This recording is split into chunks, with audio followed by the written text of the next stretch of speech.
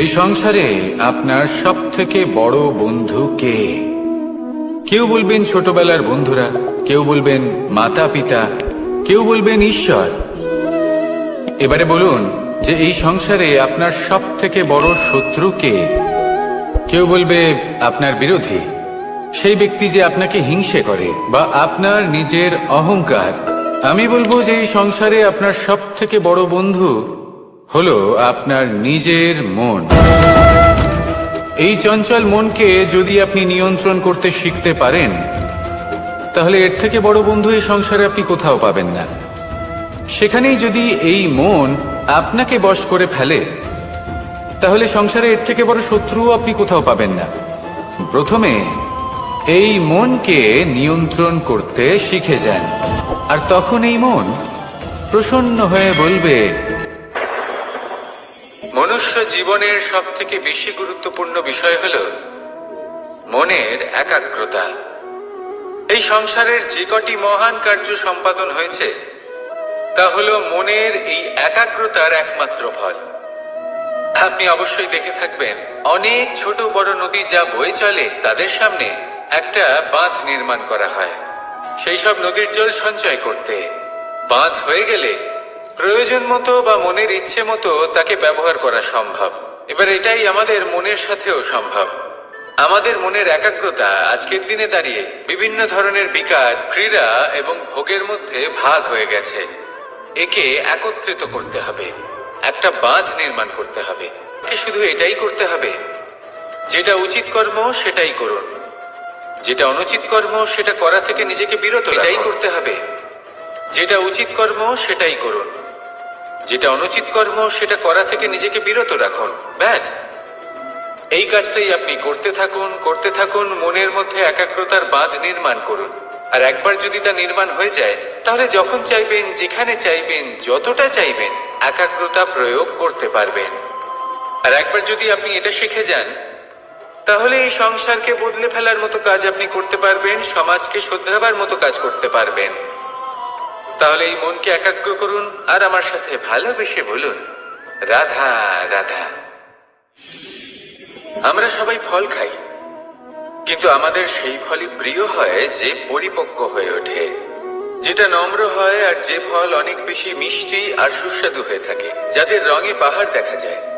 সেইভাবে জীবনে আমরা নানান মানুষের সাথে পরিচিত হই, কিন্তু সেই মানুষই আমাদের মন ছুঁয়ে যায় যারা বিনম্র স্বভাবের, যাদের বাণী খুব মধুর, যাদের অন্তরে আত্মবিশ্বাসের একটা তেজ, একটা রং দেখা যায়।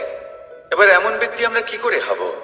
ঠিক সেইভাবেই যেমন একটা ফল রোদ, বর্ষা, শীত, বায়ু এই সকল সংকটময় পরিস্থিতির সম্মুখীন হয়ে পরিপক্ক হয়ে ওঠে, সেইভাবেই মানুষ সংকটময় পরিস্থিতির সম্মুখীন হয়ে পরিপক্ক হয়ে ওঠেন। যদি এই সংকটের সম্মুখীন হন, তাহলে অভিজ্ঞ হবেন, আর এই অভিজ্ঞতাই শিক্ষা দিয়ে যাবে।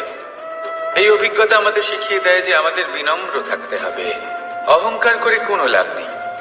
মধুর বাণীর যে কি মূল্য তা আমরা শিখতে পারি। এই অভিজ্ঞতাই আমাদের বুঝিয়ে দেয় যে উচিত অনুচিত কোনটা, আমাদের দৃষ্টিভঙ্গি তৈরি করে, আর এই দৃষ্টিভঙ্গি দ্বারা আত্মবিশ্বাস জাগ্রত হয়। সেই জন্য জীবনে কখনো বিপদ থেকে দূরে পালাবেন না, সেগুলোর সম্মুখীন হন, অভিজ্ঞতা লাভ করুন, তার থেকে শিক্ষা লাভ করুন, এইভাবেই পরিপক্ক হবেন। আসুন আমার সাথে ভালোবেসে বলুন, রাধা রাধা। ধন সঞ্চয় করা সম্ভব, আর সেই জন্য ধন সব থেকে বেশি মূল্যবান সম্পত্তি নয়। এবার আপনি বলবেন, এ আমি কি বলছি? এই ধন খুব মূল্যবান, আমরা সকলে অর্জন করতে ব্যস্ত। সেটা এই কারণে, কারণ আপনারা জানেন না এই সংসারের সব থেকে বেশি মূল্যবান সম্পত্তি কি। এ হলো সেই সম্পত্তি যা কখনো সঞ্চয় করা সম্ভব নয়। আপনার কাছে যতই ধন থাকুক, তা দিয়ে আপনি স্বাস্থ্য লাভ করতে পারেন, বাড়ি কিনতে পারেন, আদি ইত্যাদি, কিন্তু আপনি যতই ধনী হন না কেন, ফেলে আসা দিনের একটা মুহূর্ত আপনি লাভ করতে পারবেন না। এই একটা মুহূর্ত, এই সময়, এটাই হলো সংসারের সব থেকে মূল্যবান সম্পত্তি। একবার চলে গেলে তা কখনোই ফিরে আসে না। আর এই মুহূর্ত যতই চলে যাক না কেন, আমরা স্মৃতির মাধ্যমে সেগুলি যাপন করতে পারি। তার আনন্দ উপভোগ করতে পারি, আর যার সাথে আমরা সময় অতিবাহিত করেছি তার স্মৃতিতে আমরা চিরকাল জীবিত থাকতে পারি। সেই জন্য সময় সব থেকে মূল্যবান সম্পত্তি, তাকে এইভাবে নষ্ট করবেন না। প্রত্যেকটা মুহূর্ত উপভোগ করুন, আনন্দ করুন, আর ভালোবেসে বলুন রাধা রাধা। যদি কোনো সিংহ বানরের মতো গাছে চড়তে চেষ্টা করে তাহলে কি হবে? একটা মাছ যদি মাটিতে হাঁটতে চেষ্টা করে তাহলে কি হবে? তারা বিফলই হবে। কিন্তু এরকম কেন হয়? তার কারণ হলো প্রকৃতির রচনা কিছুটা এরকম। এখানে প্রত্যেকটি ব্যক্তিকে, প্রত্যেকটি প্রাণীকে আলাদা আলাদা গুণের অধিকারী করা হয়েছে এবং সকলকে একটা সীমাও প্রদান করা হয়েছে। এবার এই যে বৃক্ষ, পশু, পাখি, এদের মধ্যে সেই ক্ষমতাই নেই যে এরা নিজেদের যাচাই করতে পারবে, নিজেদের সীমাগুলো বুঝতে পারবে, নিজেদের সদ্গুণগুলো চিনতে পারবে। এরা সেটা করতে পারবে না। কিন্তু মানুষ তো আলাদা।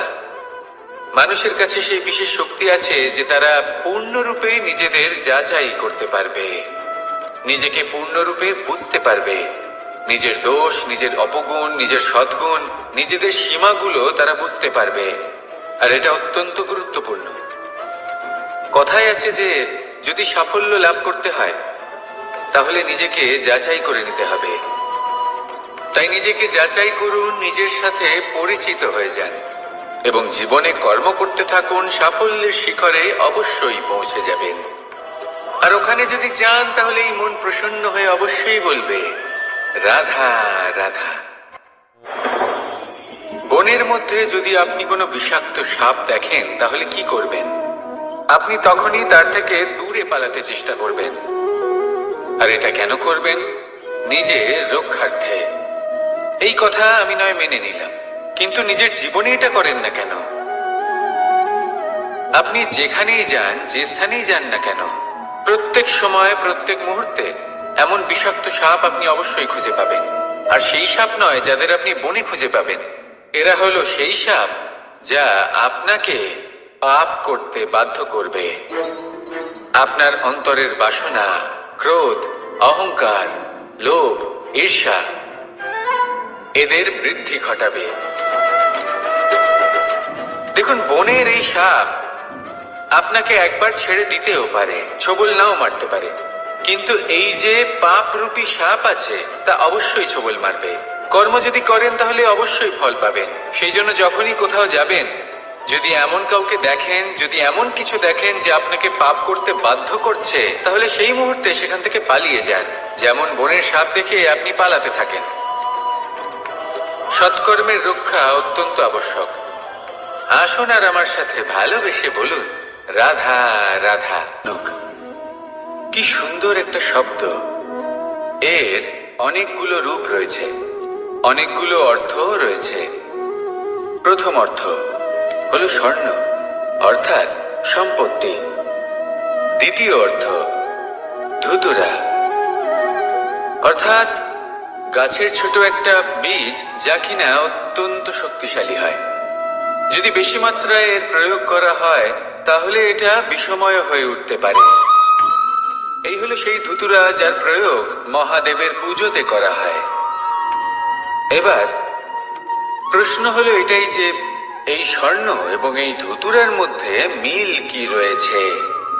মিল হলো এটাই যে এই দুটোই মানুষকে মত্ত করে তোলে। ধুতুরা মানুষকে তখন মত্ত করে যখন তাকে সেবন করা হয়, কিন্তু স্বর্ণ, ধন, সম্পত্তি, মানুষ এটা যতটাই অর্জন করে নেয় সেটাই যথেষ্ট। এই স্বর্ণ মানুষের ভাবনা চিন্তা করার ক্ষমতাকে বশ করে ফেলে। মানুষ সম্পত্তির লোভে মত্ত হয়ে ওঠে, কারণ যে যত চমৎকারী, যতটা অমূল্য হয় তাকে সামলানো কিন্তু ততটাই কঠিন, তাই না?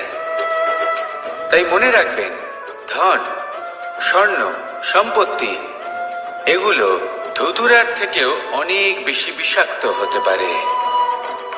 তাই এর ওপর আত্মসংযমের একটা কবচ পরিয়ে রাখবেন এবং বিবেকের শক্তির সাথে এগুলো প্রয়োগ করুন, তবেই কল্যাণ হবে। আসুন আমার সাথে ভালোবেসে বলুন, রাধা রাধা। রোগ যদি এসে থাকে তাহলে তার ওষুধও অবশ্যই আসে।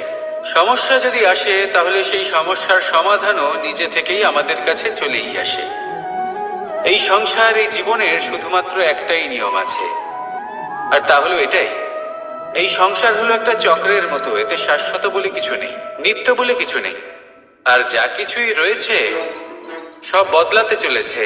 যদি আপনার জীবনে দুঃখ থাকে, সমস্যা থাকে, যদি আপনি বিপদ দ্বারা আচ্ছন্ন, তাহলে মনে রাখবেন সবকিছু বদলে যেতে চলেছে। দুঃখের সময় কাঁদবেন না, মনকে আরো দুঃখী করে তুলবেন না, কারণ এখানে যা কিছুই এসেছে তা যাওয়ার জন্যই এসেছে। তাহলে এত চিন্তা কিসের? আনন্দ সহকারে জীবন যাপন করুন, আর আমার সাথে ভালোবেসে বলুন, রাধা রাধা।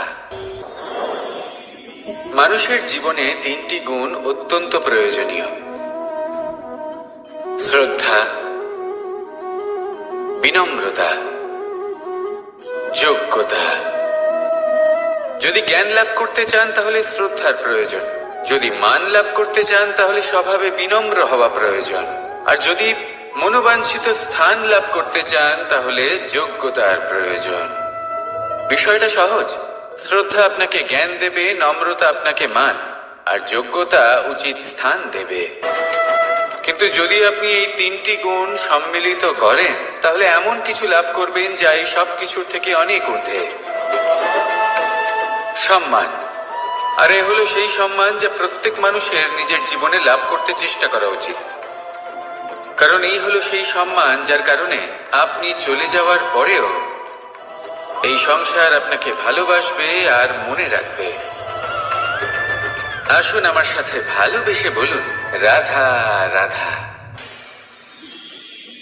জীবনে গতি অত্যন্ত গুরুত্বপূর্ণ, মতিও হলো গুরুত্বপূর্ণ, এবং তার থেকেও বেশি গুরুত্বপূর্ণ হলো সঙ্গতি।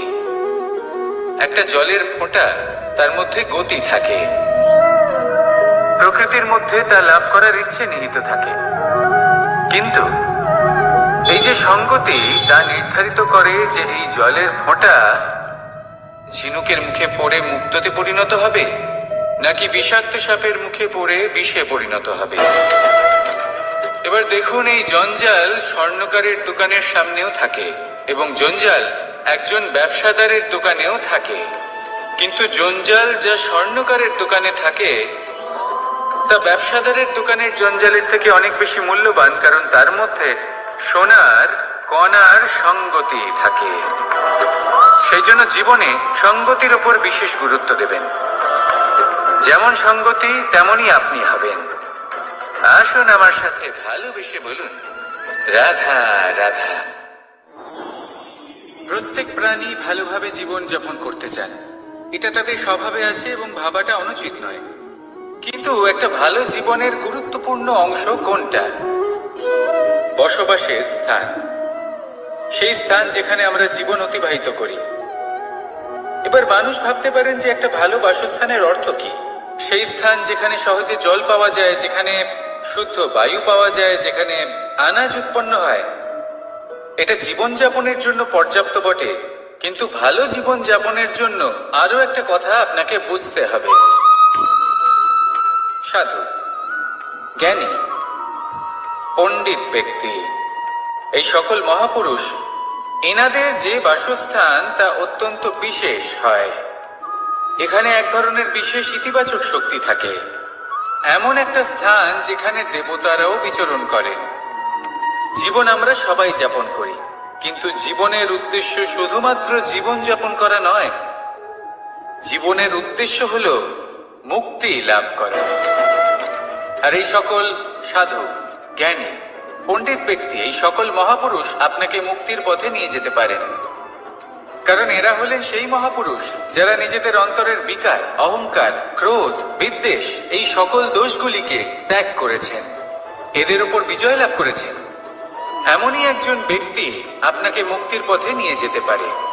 প্রয়োজন হলো শুধুই এনাদের চিনতে পারা, এদের কথা বুঝতে পারা এবং এদের দেখানো পথে চলা।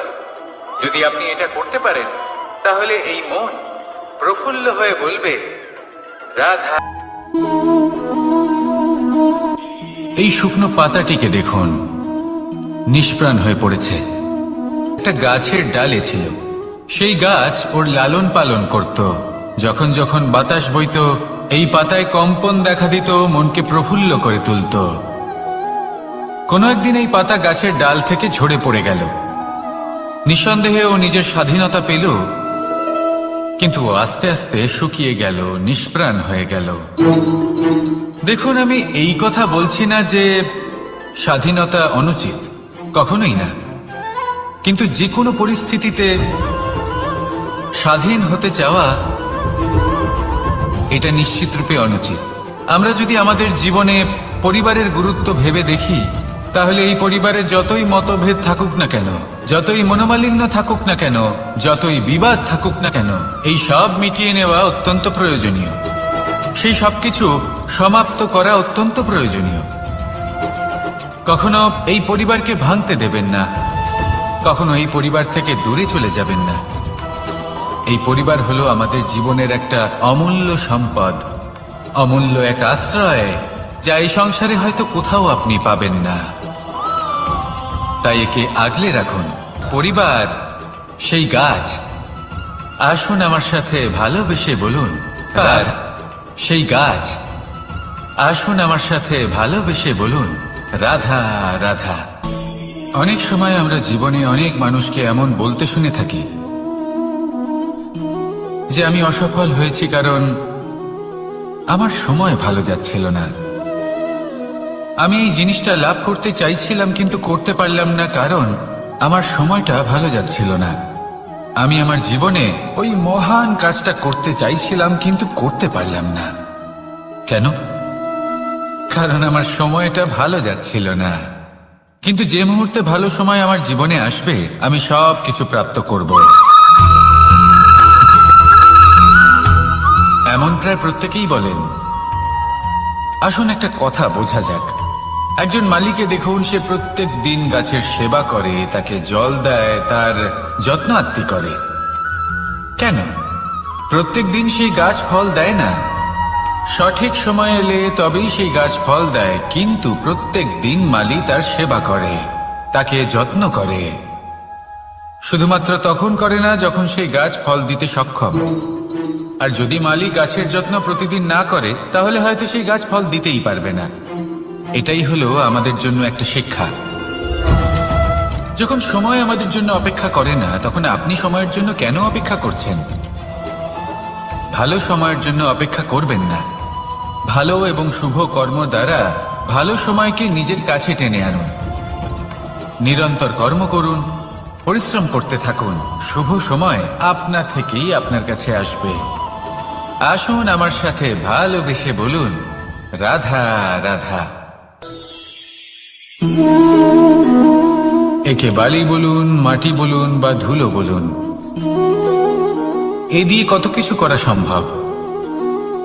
এ দিয়ে আপনি নিজের বাসস্থান নির্মাণ করতে পারেন, প্রাচীর গড়ে তুলতে পারেন, অট্টালিকা নির্মাণ করতে পারেন। কিন্তু যদি এই বালিকে আপনি মুষ্টিবদ্ধ করে রাখতে চান, তাহলে তা হাত থেকে ফসকে যাবে। আপনি কখনোই একে মুষ্টিবদ্ধ করতে পারবেন না। এরকমই হয় আমাদের জীবন, আর এরকমই হয় সময়। এই মুষ্টিবদ্ধ করা বালির মতো। সময়কে আমরা বাধা দিতে পারবো না, আটকেও রাখতে পারবো না। এ হলো প্রবাহমান। জন্ম থেকে মৃত্যু পর্যন্ত এই যে সময়, তা খুবই সীমিত। আর এই সময় আমরা যেটাই করি তার দ্বারাই আমাদের মূল্য নির্ধারিত হয়।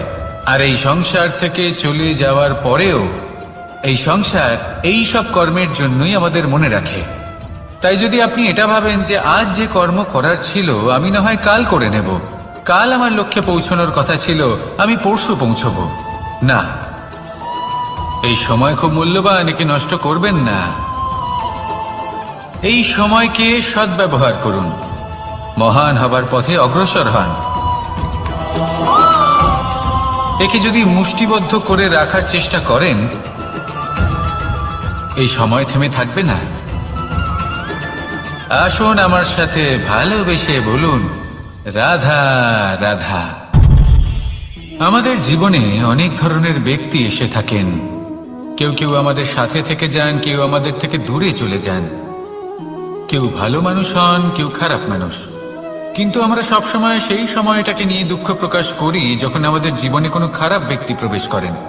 তারা আমাদের খারাপ অনুভূতি দেন, দুঃখ দেন, কষ্ট দেন। আমরা সবাই তাকে ভালো মন্দ কথা বলি। কিন্তু কেন?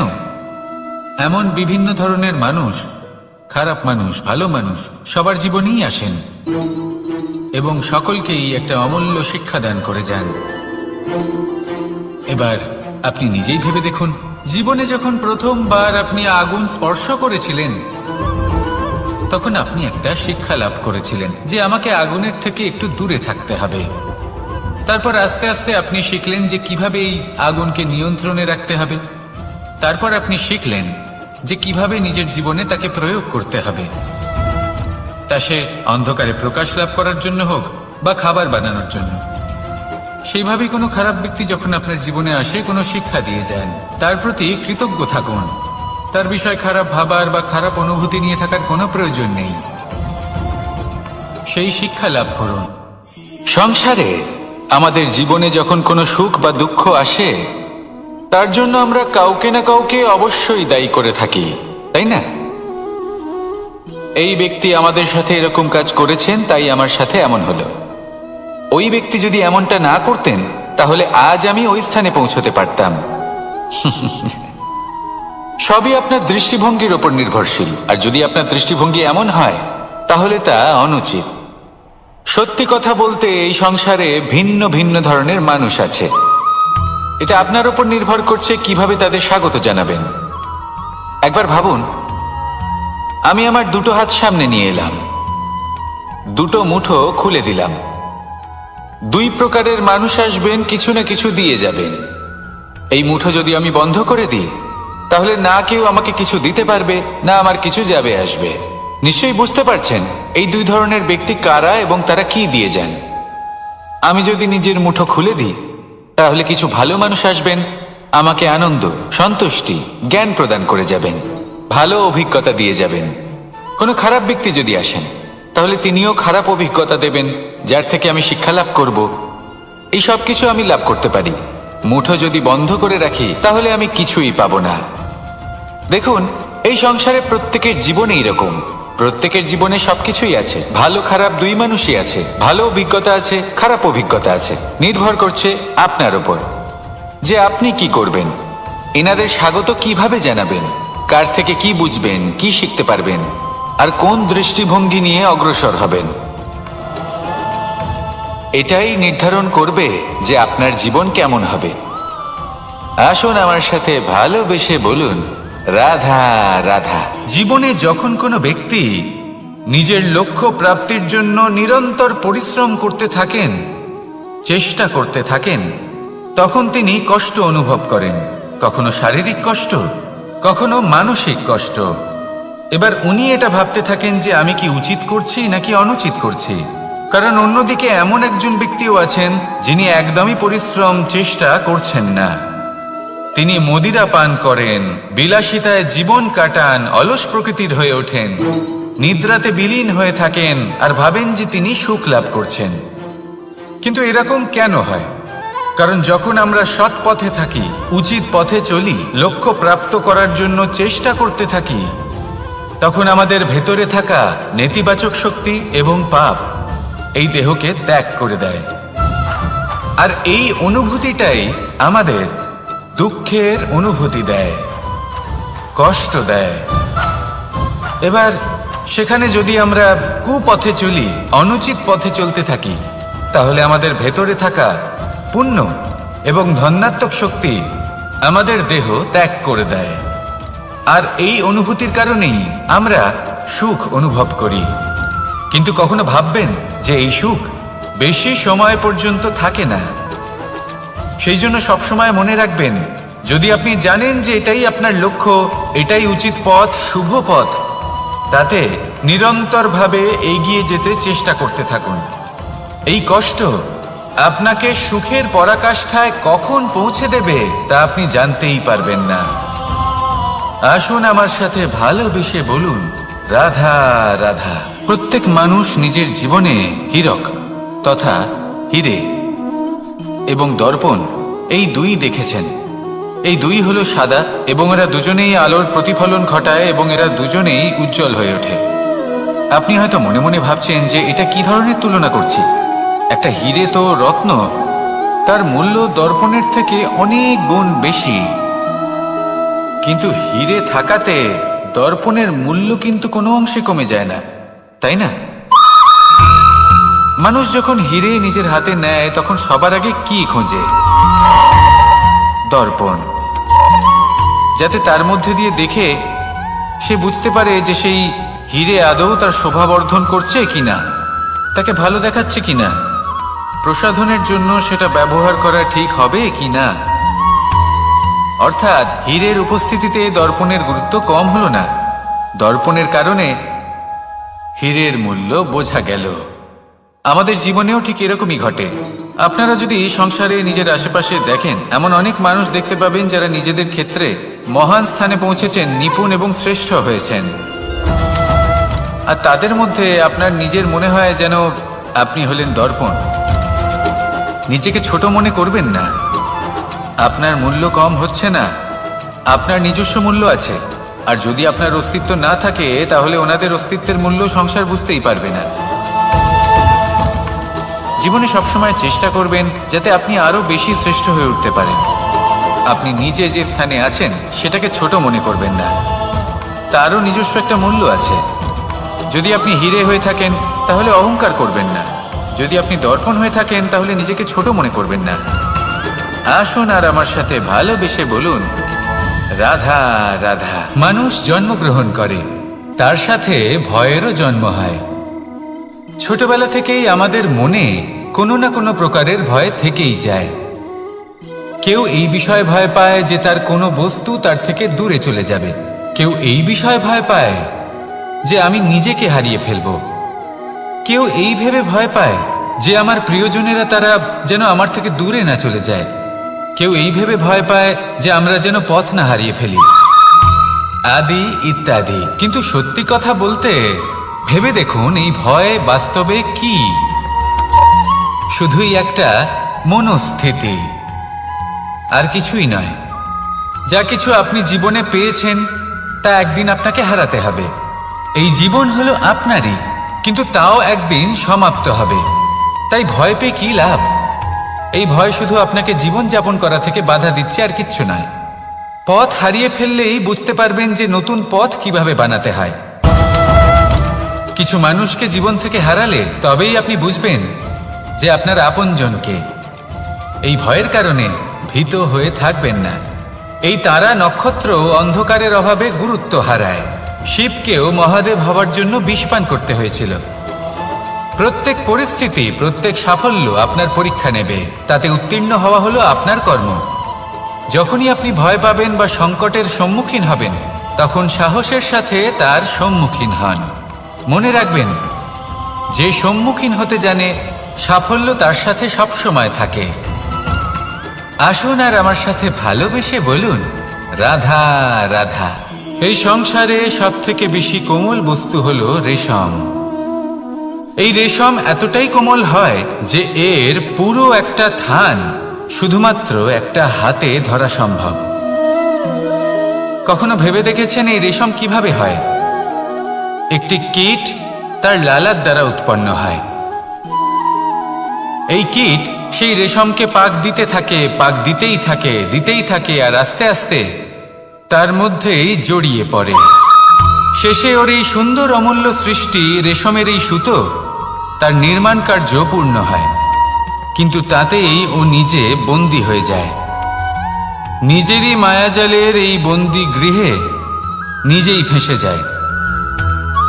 এবার এই সুতোকে ব্যবহারযোগ্য করে তোলার জন্য এই কীটগুলিকে এই কবচের সাথেই ফুটন্ত জলে ফেলে দেওয়া হয়। এই সংসারে যদি আমাদের স্বপ্ন এই সংসারের দুঃখ হরণ করার জন্য, এই সংসারে সুখ বিতরণ করার জন্য হয়, তবেই আমাদের প্রগতি সম্ভব।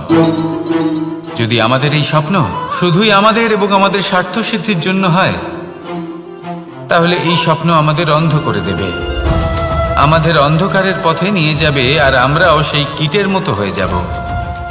নিজেদেরই মায়াজালে আমরা নিজেই ফেঁসে যাব, আর শেষে আমরা যদি কিছু লাভ করি তা হবে একাকিত্ব, অন্ধকারময় মৃত্যু। তাই স্বপ্ন অবশ্যই দেখুন, কিন্তু এমনভাবে স্বপ্ন দেখবেন না যে তার এই বন্দিগৃহে আপনি নিজেই ফেঁসে গেলেন। স্বপ্ন দেখুন পরোপকারের, পরমার্থের, সবাইকে উদ্ধারের, অন্ধকারের নয়। তবেই কল্যাণ হবে, আর তবেই হৃদয় প্রসন্ন হয়ে বলবে রাধা রাধা। মানুষ যখন এই সংসারে প্রবেশ করে, অর্থাৎ জন্মগ্রহণ করে, তখন নিশ্চিন্তে থাকে, আনন্দে থাকে। কিন্তু যেইমাত্র তার মধ্যে বোধশক্তি আসে, তখন সে চিন্তা করতে শুরু করে। চিন্তা ভবিষ্যতের, সেই সমস্ত বিষয় নিয়ে চিন্তা করে যা ওর হাতে নেই। তারপর বড় হয়, বিবাহ সম্পন্ন হয়, গৃহস্থ জীবন যাপন করে, তারপর আবার চিন্তায় মগ্ন হয়ে যায়। ভাবে এই যে আমার পরিবার, আমি কি ঠিকমতো তার খেয়াল রাখতে পারছি? কাল যখন আমি এই সংসার থেকে চলে যাব, তখন আমার এই পরিবারের দেখাশোনা কে করবে? শেষ পর্যন্ত এই পরিবার তো আমারই উত্তরদায়িত্ব। যাক, আপনাকে একটা প্রশ্ন করি। এই সংসারে আসার পূর্বে আপনি কি এই প্রশ্ন করেছিলেন, এটা ভেবেছিলেন যে আমাকে ছাড়া এই সংসার কিভাবে চলবে? করেননি, তাই তো? তাই আপনার এটা নিয়ে দুশ্চিন্তা করার প্রয়োজন নেই যে আপনি যখন এই সংসার ত্যাগ করে চলে যাবেন তখন কি হবে। আপনি যখন ছিলেন না তখনও এই সংসার চলছিল, আপনি যখন এই সংসার ত্যাগ করবেন তখনও এই সংসার চলতে থাকবে। যদি কোনো বিষয়ের প্রভাব থাকে তা হলো আপনার আজকের তথা বর্তমানের কর্ম, অর্থাৎ আজ আপনি কি করছেন, কার জন্য মঙ্গল করছেন, কাকে প্রেরণা দিচ্ছেন, কাকে সাহায্য করছেন, কোন উদাহরণ প্রস্তুত করছেন। আপনি এই সংসারে যে ছবি অঙ্কন করবেন, সংসার সেটাই মনে রাখবে।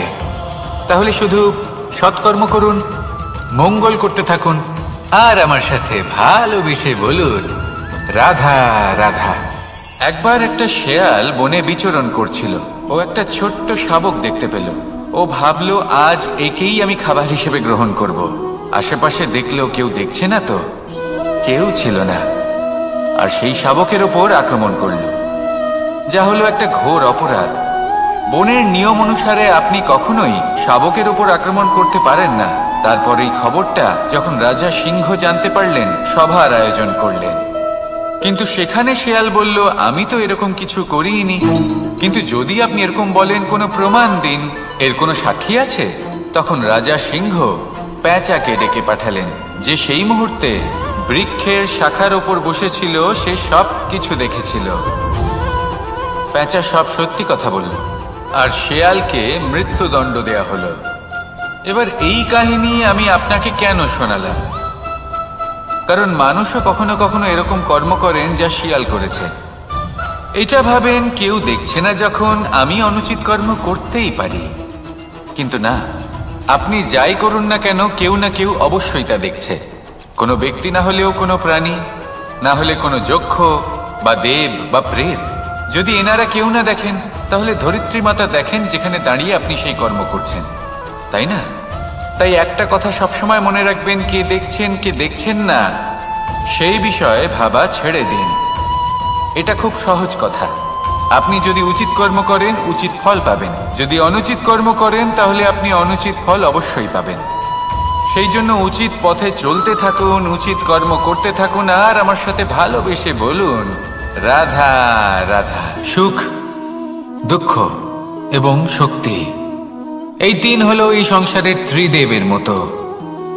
আমাদের জীবনে যা কিছু ঘটছে এই তিনটির ভিত্তির উপরেই হচ্ছে। আসলে এই সংসারের একটা নিয়ম আছে, যখনই আপনি কিছু লাভ করেন, এই সংসার আপনার পরীক্ষা নেয়। এটা জানার জন্য আপনার পরীক্ষা নেয় যে আপনি যা কিছুই লাভ করেছেন, আপনি কি আদৌ সেটার যোগ্য কি না। ঠিক সেইভাবেই এই সুখ, দুঃখ এবং শক্তি আপনার পরীক্ষা নিয়ে থাকে। যখন সুখ আসে, তখন সে আপনার পরীক্ষা নেয় যে আপনার মধ্যে অহংবোধ জাগ্রত হয়নি তো। যদি অহংবোধ চলে আসে, তাহলে সুখ সেখানেই সঙ্গ ত্যাগ করে। দুঃখ আপনার ধৈর্যের পরীক্ষা নিতে থাকে। আর যদি আপনার মধ্যে ধৈর্য না থাকে তাহলে এটা আপনাকে আরো বেশি দুঃখের গভীর অন্ধকারে ঠেলে দেবে। সেখানে শক্তি পরীক্ষা নেয় আপনার বিনম্রতার। যদি আপনি বিনম্র না হন তাহলে হয় এই শক্তি আপনার সঙ্গ ত্যাগ করবে, নয় এই শক্তি বিনম্রতার অভাবে আপনার পতনের কারণ হতে পারে। এই সংসারে যে কোনো ব্যক্তি যিনি এই পরীক্ষায় উত্তীর্ণ হয়ে থাকেন, এই জীবনে তিনি সাফল্য লাভ করেন। আসুন আমার সাথে ভালোবেসে বলুন, রাধা রাধা। আমি মনুষ্যরূপে জন্ম নিয়েছি এবং সমস্ত কর্ম এই রূপেই করেছি, কিন্তু আশ্চর্যের বিষয় হলো যে আজও মানুষ আসেন এবং হাত জোড় করে প্রার্থনা করেন যেন আমি ওনাদের সহায়তা করি। আপনাদের একটা কথা বলতে চাই, আমি সকলকে সাহায্য করতে পারবো না, কিন্তু আমি শিক্ষা অবশ্যই দিতে পারবো, জ্ঞান প্রদান করতে পারবো, এমন কিছু জ্ঞান যার ভিত্তিতে মানুষ যা চাইবেন তাই লাভ করতে পারবেন যদি সঠিক কর্ম করতে থাকেন।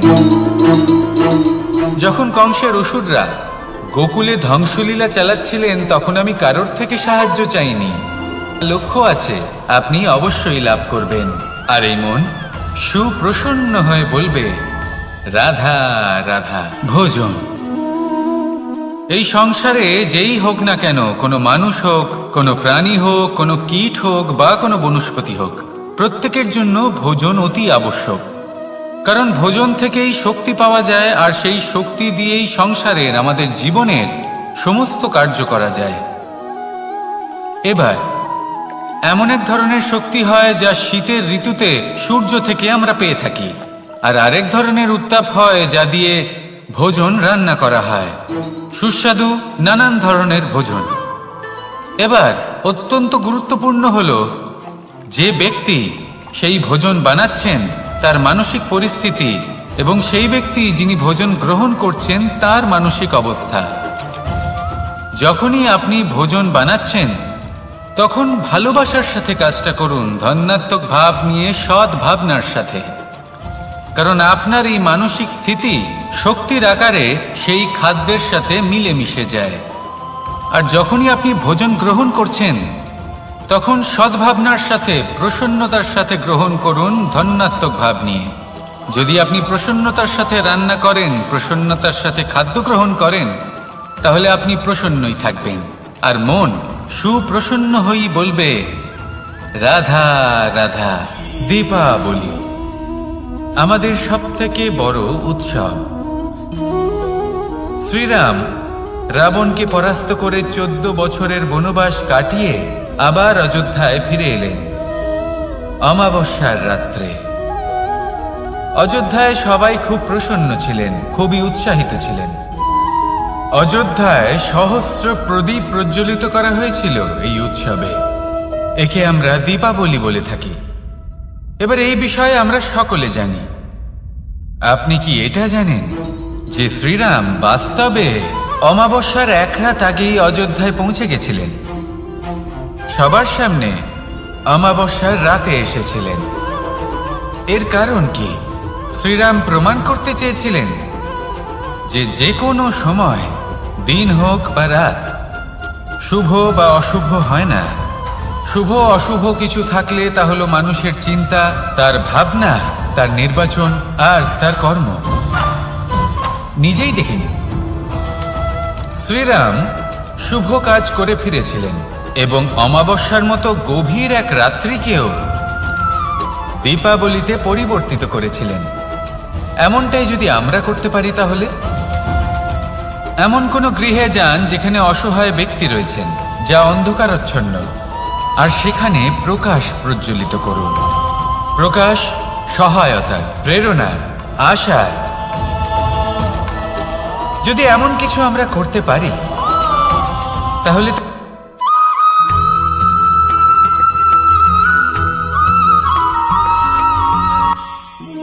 আমরা জীবনে এমন অনেক মানুষকে চিনি যারা অত্যন্ত শক্তিশালী, নিজের পরীক্ষা দিতে কখনো পিছপা হন না, খুব কঠোর হন, আত্মপ্রত্যয়ী হন, কিন্তু তাও তারা সাফল্য পান না। কেন? কি কারণ হতে পারে এর? লৌহ মানবের মতো ব্যক্তিত্বের অধিকারী হওয়া সত্ত্বেও তারা সফলতা কেন লাভ করেন না? এবার এটার উত্তর তাদের ব্যক্তিত্বের মধ্যেই লুকিয়ে রয়েছে। লৌহ মানব, লোহা। আপনি কখনো লোহাকে দেখে থাকবেন, অত্যন্ত শক্তিশালী, অত্যন্ত কঠিন, কিন্তু শুধু তখনই যখন সেটা শান্ত থাকে, শীতল থাকে। তাকে উত্তপ্ত করুন, তা আর কঠিন থাকবে না। তার উপরে এক আঘাত করুন আর তার আকৃতি বদলে যাবে। বুঝলেন? যদি আপনিও জীবনে নিজের শক্তি দিয়ে, নিজের নিরন্তর প্রচেষ্টা দিয়ে বড় কিছু করতে চান, তাহলে সর্বপ্রথম একে শান্ত করে রাখুন, একে শীতল করে রাখুন। জীবনে যা পেয়েছেন তাতেই সন্তুষ্টি পেতে শিখুন। এই ক্রোধের তাপে নিজেকে বদলাবেন না। চিনতে শিখুন সেই চিন্তাগুলো যা ক্রোধ বাড়িয়ে দেয়, আর সেইগুলোকে শেষ করে দিন, নয়তো সেই রাগ আপনার পতন অবশ্যই ঘটাবে। রাধা রাধা।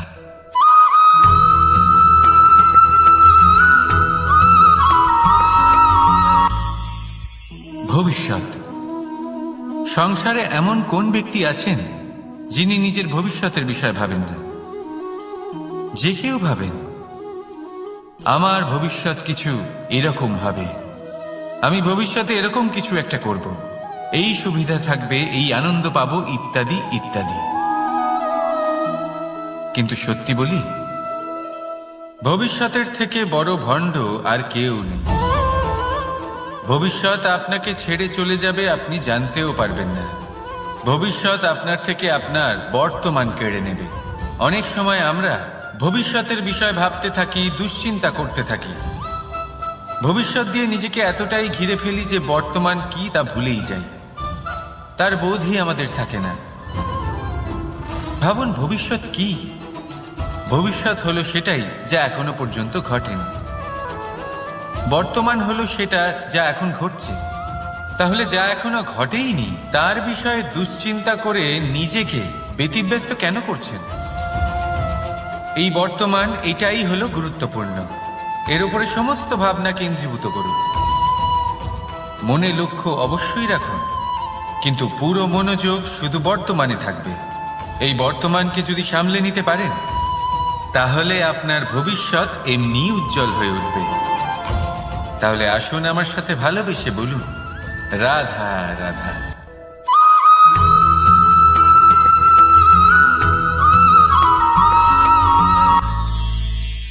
আমরা অনেকবার লোকের থেকে এই কথা শুনেছি, জীবনে যখনই ধন অর্জন করবে বাঁচিয়ে রাখবে। কি হয়, কঠিন পরিস্থিতিতে আপনার খারাপ সময় তা আপনার কাজে আসে। কিন্তু এই কথা কি 100% সত্যি? ভাবুন, এই সমস্ত ধন যে আপনি অর্জন করেছেন তা কি আপনাকে সুস্বাস্থ্য দিতে পারবে? এই সমস্ত ধন কি আপনাকে সুখ এনে দিতে পারবে? পারবে না, তাই না? চলুন আমি আপনাকে একটা কথা বলি। পরমেশ্বর, ঈশ্বর, যদি এই ঈশ্বরের ওপর আপনি বিশ্বাস রাখেন, সর্বদাই ভালো কাজ করেন, সবার মধ্যে প্রেম ছড়িয়ে দেন, আর সবার জন্য শুধু ও শুধুমাত্র শুভকামনা করেন, তাহলে আপনার সাথে কখনো কোনো খারাপ হতে পারে না। তাই সময় বদলান, সময় বদলানোর উপকরণ নয়। আর ভালোবেসে বলুন, রাধা রাধা।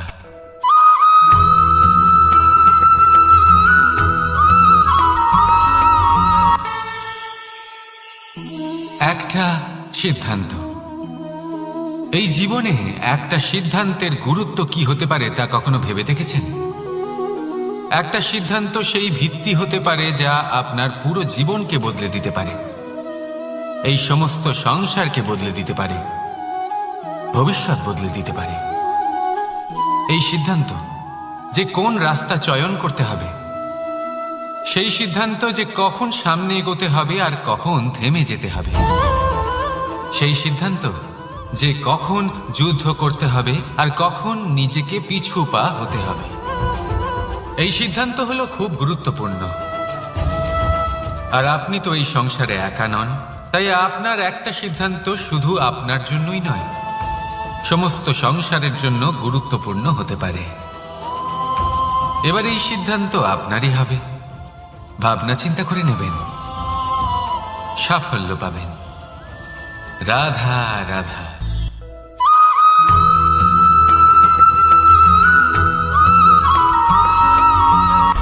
অনেকবার আমাদের দৃষ্টিভঙ্গি এমন হয়ে থাকে যে আমাদের আসল সত্যের থেকে অনেকটা দূরে নিয়ে যায়। আমরা যেরকম দেখি সেরকম সবসময় হয় না। এবারে দেখুন না, আমরা মানুষেরা, আমাদের ভালো লাগে। আমরা কোথাও গেলাম, আমাদের স্বাগত জানানো হলো, আমাদের প্রশংসা করা হলো, কেউ আমাদের দিকে হাসি মুখে তাকালো, আমাদের ভালোবাসলো, আমাদের ভালো লাগে। কিন্তু যদি কেউ ক্রুদ্ধ হয়, কটাক্ষ করে, ব্যঙ্গ করে, তাহলে আমরা তক্ষুনি তাকে নিজের শত্রু ভেবে ফেলি, তার উপরে ক্রুদ্ধ হয়ে যাই। একটা কথা মনে রাখবেন, এই হাসি সবার জন্যই হয়। আপনি তাদেরকেও হাসি উপহার দিতে পারেন যাদের আপনি চেনেন, তাদেরও দিতে পারেন যাদের আপনি চেনেন না, ছোটদের দিতে পারেন, বড়দের দিতে পারেন, সবার জন্যই হলো এই হাসি। কিন্তু ক্রোধ, ক্রোধ তাদের ওপরেই আসে যাদের আমরা জীবনে কখনো হারাতে চাই না, যাদেরকে আমরা অসম্ভব ভালোবাসি, যাদের জন্য আমরা আশা করি যে তাদের জীবনের পরবর্তী সময় সব সময় সুখময় হোক, উজ্জ্বল হোক। সেই জন্য আপনার জীবনের সমস্ত সেই ব্যক্তি যারা আপনার উপরে ক্রুদ্ধ হন, কটাক্ষ করেন, জরুরি নয় তিনি আপনার শত্রুই হবেন। হতে পারে সে হলো আপনার শুভাকাঙ্ক্ষী, যিনি আপনার শুধুমাত্র ভালোই চান, যিনি আপনার জন্য একটা সুন্দর ভবিষ্যৎ চান। সেই জন্য সবসময় মন দিয়ে অন্যের কথা বোঝার প্রয়াস করুন। আপনি জানতে পারবেন তাদের কর্মের ধর্ম কি হতে পারে, আপনি জানতে পারবেন তাদের ক্রোধের মর্ম কি হতে পারে। রাধা রাধা।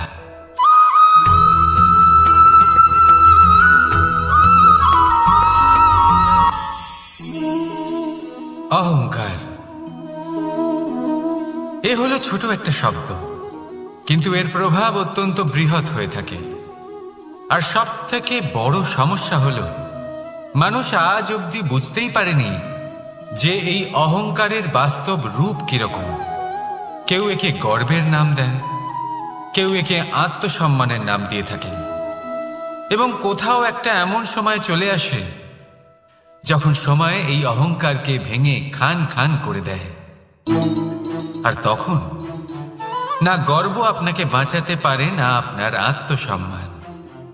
এখন যদি আপনাকে উদাহরণ দিই, তাহলে যেখানে আপনি বসে আছেন সেই ঘরেই ওপরে তাকান, সেই ছাদের দিকে। যদি এই ছাদ অহংকার করতে থাকে যে দেখো আমি তো সব থেকে উঁচু জায়গায় আছি, আমার চেয়ে ওপরে আর কেউ নেই, আমি এই ঘরে থাকা সমস্ত ব্যক্তিকে ছায়া প্রদান করি, যদি এই অহংকার এসে যায় তাহলে কি? একবার ভেবে দেখুন, যদি পরের দিন তার উপর আরো একটা তলা বানিয়ে দেওয়া হয় তাহলে কি? এই ছাদ যার নিজের উঁচু হবার অহংকার ছিল, যে সব থেকে ওপরে ছিল, সে এবার পায়ের তলায় চলে এসছে। এটাই হয়ে থাকে। মনে কখনোই অহংকার পোষণ করবেন না। যদি মনের মধ্যে কিছু রাখতে চান তাহলে প্রেমের ভাব রাখুন, স্নেহ রাখুন। এই অহংকারকে আপনি যা ইচ্ছে নাম দিন, গর্ব হোক, আত্মসম্মান হোক, এর দ্বারা আপনার কোনোভাবেই কোনো লাভ হবে না। তাহলে এই অহংকারকে ত্যাগ করুন আর আমার সাথে ভালোবেসে বলুন, রাধা রাধা।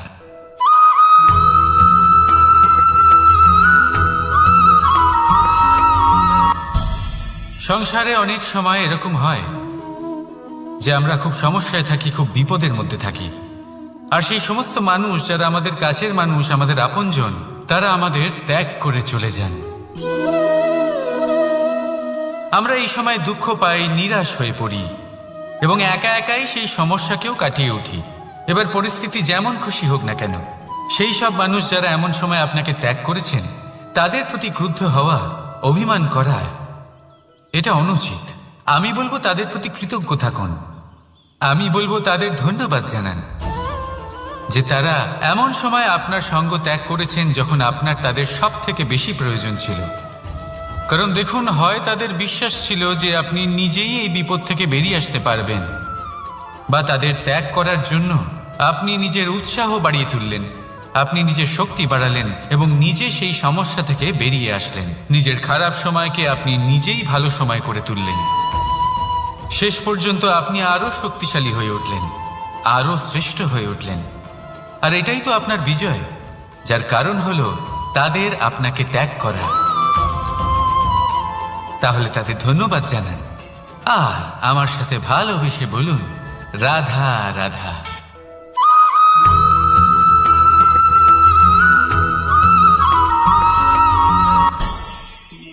অনেক সময় যখন আমরা কর্ম করি, সাফল্য লাভ করি, কঠিন পরীক্ষায় উত্তীর্ণ হই, বড় কাজ করি, আমাদের মনে হয় এই সংসার আমাদের একটু প্রশংসা করুক, ভালো লাগে। অনেকবার মনে হয় এটা হলো আমাদের কর্মের ফলই বটে, আমরা আনন্দ পাই। কিন্তু যখন আমরা এই প্রশংসা পাই না, তখন কি হয়? আমরা দুঃখী হয়ে যাই, ভেঙে পড়ি। মনে হয় যেন আমার জন্য কেউ চিন্তাই করে না, এমন মনে হয় যেন আমাদের আনন্দে অন্য কেউ আনন্দই পায় না।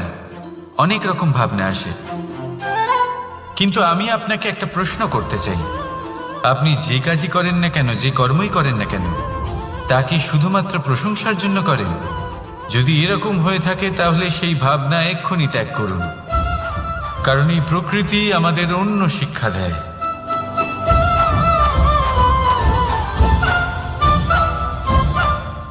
এই ফুলকে দেখুন, এই যে ফুলের সুবাস, যা আমার মনকে উচ্ছ্বসিত করে তোলে, মনে শক্তির সঞ্চার করে, এই সুগন্ধ। কিন্তু ভেবে দেখুন, ফুলের কিন্তু এই কাজ করার জন্য কোনো প্রশংসারই প্রয়োজন হয় না। এইটাই হলো প্রকৃতির শিক্ষা। যিনি সৎ হন, সৎকর্ম করেন, তার কোনো প্রশংসার প্রয়োজন হয় না, কারণ ওনার কর্মই হলো ওনার সুবাস। মনে রাখবেন, আতর নকল ফুলে দেওয়া হয়, প্রকৃত ফুলের তার কোনো প্রয়োজন হয় না। সেইভাবেই আপনিও কর্ম করতে থাকুন শুভ চিন্তা নিয়ে। এই মনকে সব সময় শান্ত রাখুন, স্বচ্ছ রাখুন। যদি এরকম করেন তাহলে আপনার কর্ম এমন সুবাস ছড়াবে যে আপনার জীবনে শুধু এবং শুধুমাত্র আনন্দই থাকবে। তাহলে এই আনন্দ সহকারে বলুন, রাধা রাধা।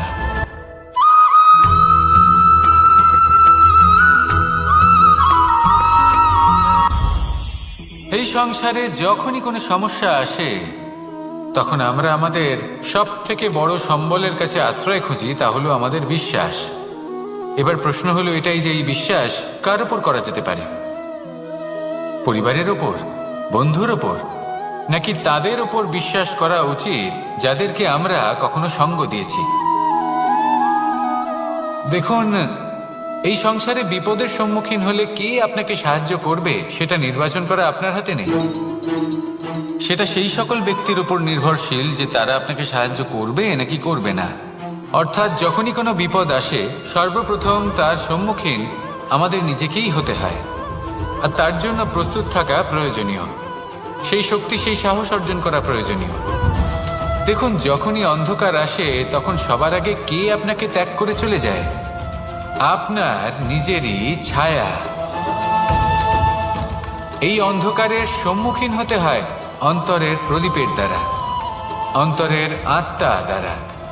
তবেই আপনি অন্ধকারের ওপর জয়লাভ করতে পারবেন। সেই জন্য যে বিপদই আসুক না কেন, নিজেকে তার জন্য প্রস্তুত রাখা উচিত। সেই সাহস নিয়ে আসুন। এমন কোনো বিপদ নেই যা আপনাকে ভেঙে দিতে পারে। আসুন আমার সাথে ভালোবেসে বলুন, রাধা রাধা।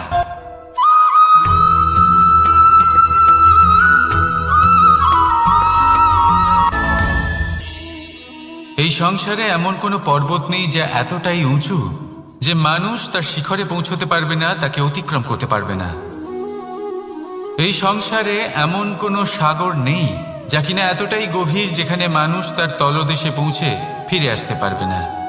একটা ছোট্ট বরফের টুকরো পর্বতের শিখরে গলে গিয়ে বইতে থাকে, আর দেখতে দেখতেই তা মহানদী গঙ্গায় পরিবর্তিত হয়। এর কারণ কি? এর কারণ হলো প্রচেষ্টা, প্রারব্ধ নয়। এই প্রচেষ্টাই সুনিশ্চিত করে যে আপনার প্রারব্ধ কি হবে। এই সমস্ত কিছু হলো প্রচেষ্টা আর প্রারব্ধের খেলা। আপনার প্রচেষ্টা যেরকম হবে আপনার প্রারব্ধ সেরকমই হবে। আর আপনার প্রচেষ্টা যদি উচ্চ মানের হয় তাহলে প্রারব্ধকে আপনার সামনে নত হতেই হবে। কি বলেন? তাহলে আসুন আমার সাথে ভালোবেসে বলুন, রাধা রাধা। অনেক সময় মানুষ অতীতকে দেখেন আর তখন অহংবোধে পরিপূর্ণ হয়ে ওঠেন। কখনো বর্তমানের দিকে তাকান, ভবিষ্যতের দিকে তাকান আর পরিতৃপ্তিতে ভরে ওঠেন। কেন বুঝতে পারেন না একটা সহজ কথা?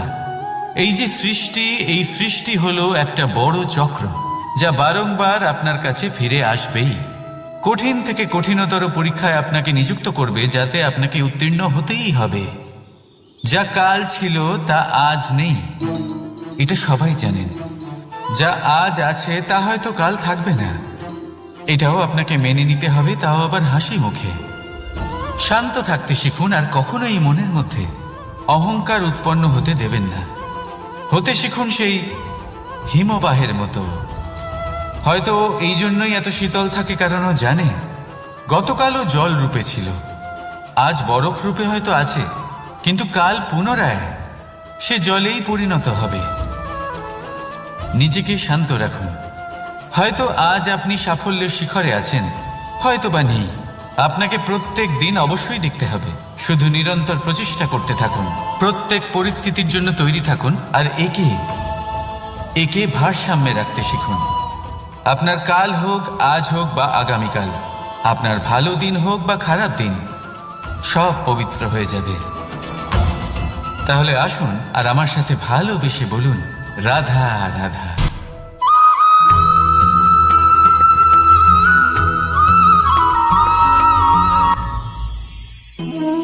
জীবনে ক্ষমা চাওয়া তাও কিছুটা সহজ, ক্ষমা করতে পারা অত্যন্ত কঠিন। ক্ষমা 2 অক্ষরের এই শব্দ হতে পারে, কিন্তু অত্যন্ত বড় এই শব্দ, অত্যন্ত গুরুত্বপূর্ণ এই শব্দ। কখনো কখনো অন্য কাউকে ক্ষমা করে দেওয়া তাও কিছুটা সহজ কাজ, কিন্তু নিজেকে ক্ষমা করতে পারা অত্যন্ত কঠিন হয়ে দাঁড়ায়। অতীতে যদি আমাদের এমন কোনো ভুল হয় যে কারণে আমরা নিজেকে ক্ষমা করতে পারি না, অনেক সময় এমন কিছু ভুল করে বসি যে বিষয় শুধু আমরাই জানি, কিন্তু আমরা নিজেকে ক্ষমাই করতে পারি না। আর আমাদের বিকাশ সেখানে স্তব্ধ হয়ে যায়। কারণ যদি আপনি ক্ষমা করতে না শেখেন, নিজেকে ক্ষমা যদি না করতে পারেন, তাহলে তা আপনার জীবনের সবথেকে বড় বাধা হয়ে দাঁড়াবে। সেই জন্য জীবনে অবশ্যই শিখুন যে কিভাবে নিজেকে ক্ষমা করতে হয়, আর শিখুন যে আগের করা ভুল আবার কি করে না করা যেতে পারে। এই মন হালকা হবে আর প্রসন্ন হয়ে বলবে, রাধা রাধা।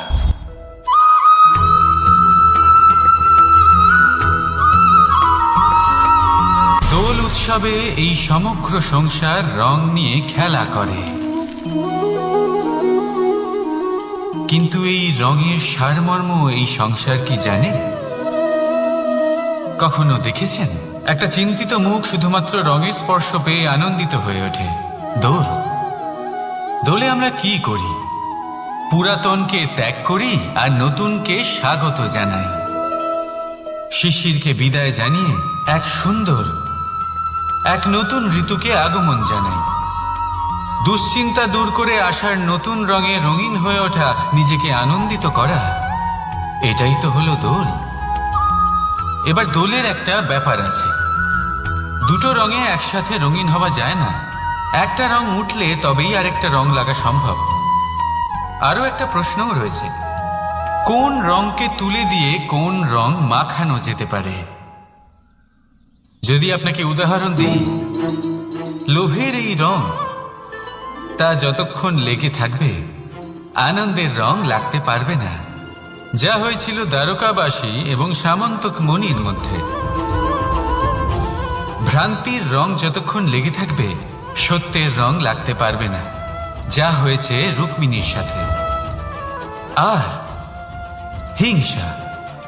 হিংসার এই রং যতক্ষণ লেগে থাকবে প্রেমের রং ততক্ষণ লাগতেই পারবে না, যা হয় আপনার আমার সবার সাথে। তাহলে আসুন একসাথে মিলে দোল পালন করি এবং সবকিছুর উপরে বিজয় লাভ করি। অন্ধকারের স্থানে আলো, ভ্রান্তির স্থানে সত্যের, হিংসার স্থানে প্রেমের, আর লোভের স্থানে আনন্দের এই সুন্দর রং মাখাই। শত্রুতা, ঘৃণা, হিংসা এই সব কিছু ত্যাগ করি আর সকলের সখা হয়ে উঠি। আর ভালোবেসে বলি শুভ দোল। হ্যাঁ, ওটা তো আমরা অবশ্যই বলবো, রাধা রাধা।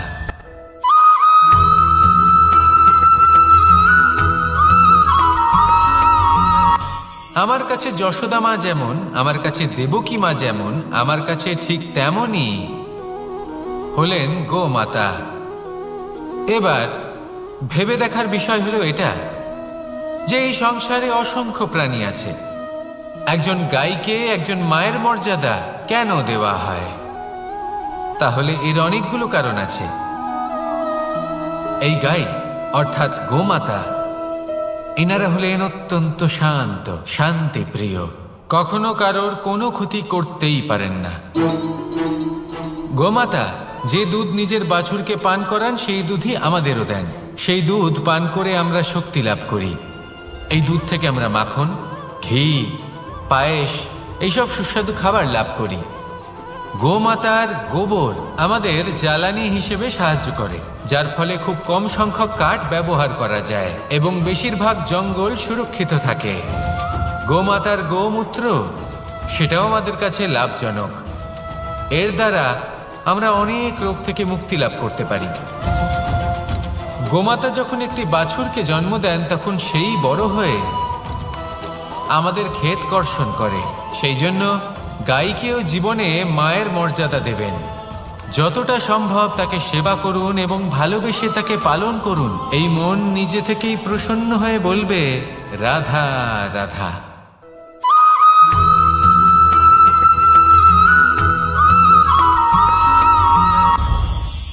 এই সংসারে যখনই কোনো সমস্যা আসে তখন আমরা আমাদের সব থেকে বড় সম্বলের কাছে আশ্রয় খুঁজি, তা হলো আমাদের বিশ্বাস। এবার প্রশ্ন হলো এটাই যে এই বিশ্বাস কার উপর করা যেতে পারে? পরিবারের উপর, বন্ধুর উপর, নাকি তাদের উপর বিশ্বাস করা উচিত যাদেরকে আমরা কখনো সঙ্গ দিয়েছি? দেখুন, এই সংসারে বিপদের সম্মুখীন হলে কে আপনাকে সাহায্য করবে সেটা নির্বাচন করা আপনার হাতে নেই। সেটা সেই সকল ব্যক্তির উপর নির্ভরশীল যে তারা আপনাকে সাহায্য করবে নাকি করবে না। অর্থাৎ যখনই কোনো বিপদ আসে সর্বপ্রথম তার সম্মুখীন আমাদের নিজেকেই হতে হয়, আর তার জন্য প্রস্তুত থাকা প্রয়োজনীয়। সেই শক্তি, সেই সাহস অর্জন করা প্রয়োজনীয়। দেখুন, যখনই অন্ধকার আসে তখন সবার আগে কে আপনাকে ত্যাগ করে চলে যায়? আপনার নিজেরই ছায়া। এই অন্ধকারের সম্মুখীন হতে হয় অন্তরের প্রদীপের দ্বারা, অন্তরের আত্মা দ্বারা। তবেই আপনি অন্ধকারের ওপর জয়লাভ করতে পারবেন। সেই জন্য যে বিপদই আসুক না কেন নিজেকে তার জন্য প্রস্তুত রাখা উচিত। সেই সাহস নিয়ে আসুন। এমন কোনো বিপদ নেই যা আপনাকে ভেঙে দিতে পারে। আসুন আমার সাথে ভালোবেসে বলুন রাধা রাধা।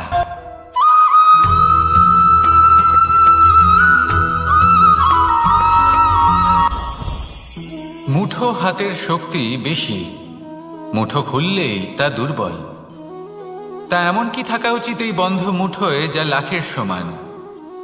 মানসিকতা এবং স্বপ্ন। মানুষ জন্মগ্রহণ করে, তার মানসিকতা সময়ের সাথে উন্নত হয়। মানসিকতা অনুযায়ী সে স্বপ্ন দেখে, আর সেই স্বপ্ন সার্থক করতে সে পরিশ্রম করতে থাকে। কিন্তু খুব গুরুত্বপূর্ণ একটা কথা আছে যা আপনার মনে রাখা উচিত। আপনার এই মানসিকতা, আপনার এই স্বপ্ন, তা যেন আপনার নিয়ন্ত্রণে থাকে। আপনার বন্ধ মুঠোয় যেন এর লাগাম থাকে, আপনি যেন এর প্রভু হন। যদি তা হয় তবেই আপনি লাভবান হবেন। যদি এরা আপনাকে নিয়ন্ত্রণ করতে থাকে, যদি আপনার মুঠো খুলে যায়, না পথ আপনার নিয়ন্ত্রণে থাকবে, না মানসিকতা থাকবে, না স্বপ্ন নিয়ন্ত্রণে থাকবে। আর যদি তাই হয় তাহলে আপনি আপনার ভবিষ্যৎ নষ্ট করে ফেলবেন। তাই নিয়ন্ত্রণ করতে শিখুন নিজের বিচার বুদ্ধি, নিজের মানসিকতা, নিজের স্বপ্নকে। নিজের এই স্বপ্ন পূরণ করুন, আর আমার সাথে ভালোবেসে বলুন, রাধা রাধা।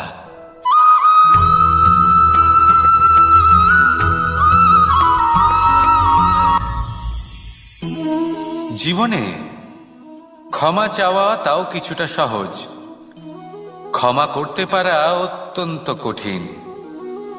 ক্ষমা 2 অক্ষরের এই শব্দ হতে পারে, কিন্তু অত্যন্ত বড় এই শব্দ, অত্যন্ত গুরুত্বপূর্ণ এই শব্দ। কখনো কখনো অন্য কাউকে ক্ষমা করে দেওয়া তাও কিছুটা সহজ কাজ, কিন্তু নিজেকে ক্ষমা করতে পারা অত্যন্ত কঠিন হয়ে দাঁড়ায়।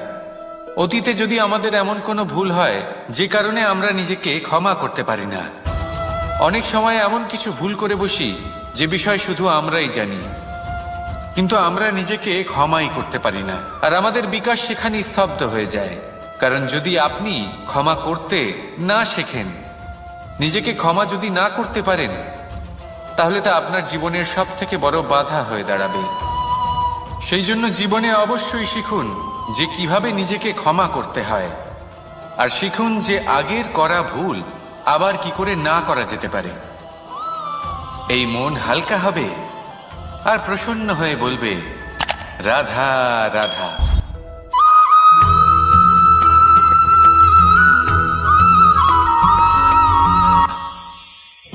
আমি রাধাকে ভালোবাসি, আর এই কথাটা সমগ্র সংসার জানে।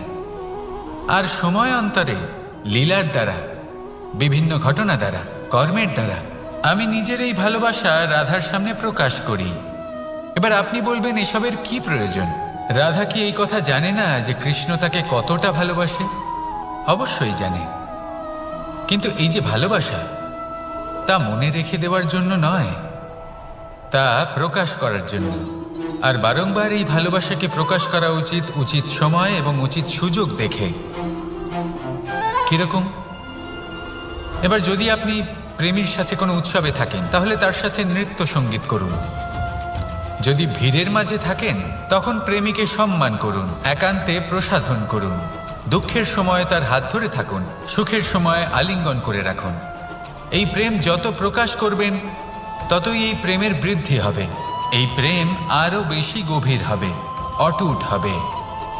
তাই এই প্রেমকে মনে নয়, আপনার জীবনে স্থান দিন। মন খুলে প্রকাশ করুন, আর আমার সাথে ভালোবেসে বলুন, রাধা রাধা।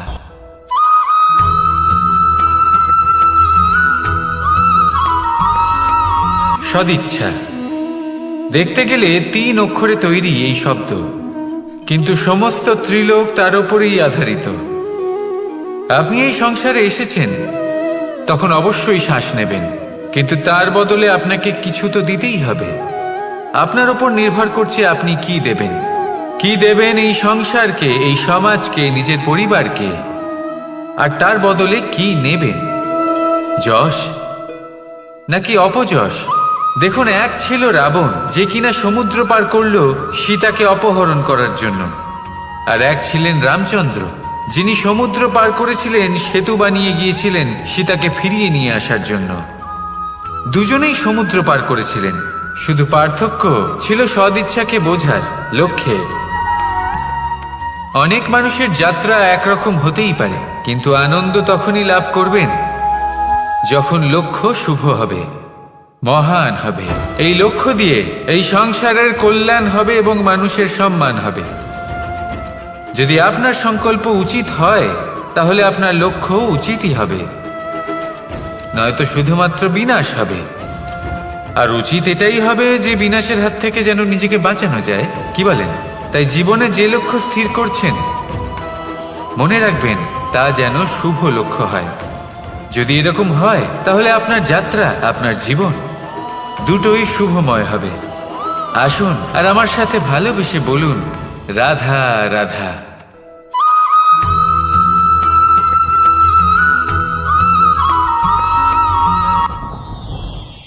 যত শক্তিশালী এই মন, তত শক্তিশালী এই শরীরও। এই যে আমাদের শরীর, এটা আসলে কি? এ হলো একটা রথের মতো। আর একটা রথ ততক্ষণ চলতে পারবে না যতক্ষণ না তাকে কোনো সারথি চালাবে।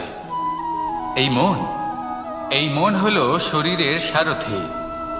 এবার ভাবুন, যদি এই সারথি শক্তিহীন হয়, দুর্বল হয়, তাহলে এই রথের কি হবে? এটা উচিত পথে চলতে পারবে না, উচিত গতিতে চলতে পারবে না, মন মতো স্থানে এটা পৌঁছতেও পারবে না। সেই জন্য মনের শক্তি অত্যন্ত প্রয়োজনীয়। এবার মনের শক্তি আমরা কোথা থেকে লাভ করি? দৃঢ়তার শক্তি থেকে। এবার এই শক্তি আমরা কিভাবে বাড়াতে পারি? আমরা প্রতিদিন কিছু নতুন স্থির করি, কিছু ছোট কিছু বড়। আর যেই আমরা নতুন কিছু পূর্ণ করি, আমাদের মনের শক্তি বেড়ে যায়। আর যদি পূর্ণ না করতে পারি, মনের শক্তি কমে যায়। একটা দেওয়ালের মতো ছোট ছোট ছোট ছোট শিলা আমরা একটার পর একটা স্থাপন করে একটা দেওয়াল তৈরি করি। এতগুলো পাথর যখন একত্রিত হয়ে যায়, তখন এমন এক দেওয়াল তৈরি হয় যাকে ভাঙা প্রায় অসম্ভব হয়ে দাঁড়ায়। সেরকমই হয় মন এবং দৃঢ়তা। ছোট ছোট কাজ করে নিজের লক্ষ্য পূর্ণ করুন। এই লক্ষ্য যদি পূর্ণ হয়, তবে মনের শক্তি বাড়বে। কিছুটা এইভাবে যে যত বড়ই বিপদ আসুক না কেন, সেই বিপদ নিজে হার মেনে নেবে, কিন্তু আপনার মন ততটাই শক্তিশালী থাকবে। তাই মনের শক্তি বাড়াতে থাকুন, যাতে আপনি উচিত পথে চলতে পারেন, উচিত গতিতে চলেন আর মনোবাঞ্ছিত স্থানে পৌঁছতে পারেন। তবেই এই মন প্রসন্ন হয়ে বলবে, রাধা রাধা।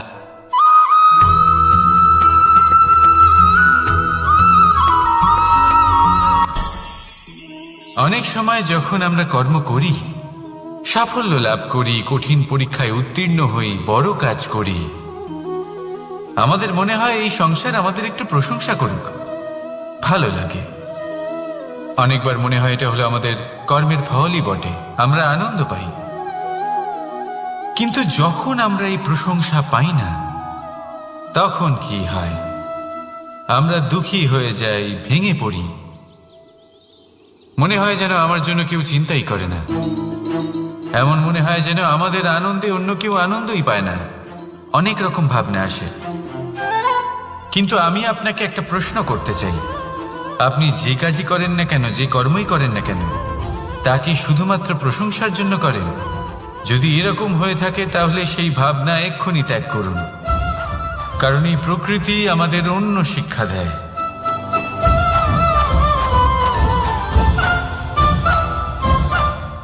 এই ফুলকে দেখুন, এই যে ফুলের সুবাস, যা আমার মনকে উচ্ছ্বসিত করে তোলে, মনে শক্তির সঞ্চার করে, এই সুগন্ধ। কিন্তু ভেবে দেখুন, ফুলের কিন্তু এই কাজ করার জন্য কোনো প্রশংসারই প্রয়োজন হয় না। এইটাই হলো প্রকৃতির শিক্ষা। যিনি সৎ হন, সৎকর্ম করেন, তার কোনো প্রশংসার প্রয়োজন হয় না, কারণ ওনার কর্মই হলো ওনার সুবাস। মনে রাখবেন, আতর নকল ফুলে দেওয়া হয়, প্রকৃত ফুলের তার কোনো প্রয়োজন হয় না। সেইভাবেই আপনিও কর্ম করতে থাকুন শুভ চিন্তা নিয়ে।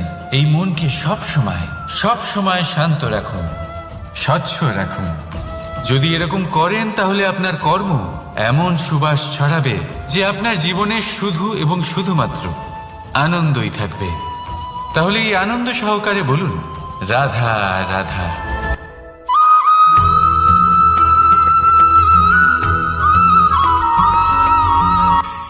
ধন, কারোর জন্য মোহ, আবার কারোর জন্য মায়া, কারোর জন্য হয়তো ভাগ্য, আবার কারোর জন্য কর্মের পারিশ্রমিক।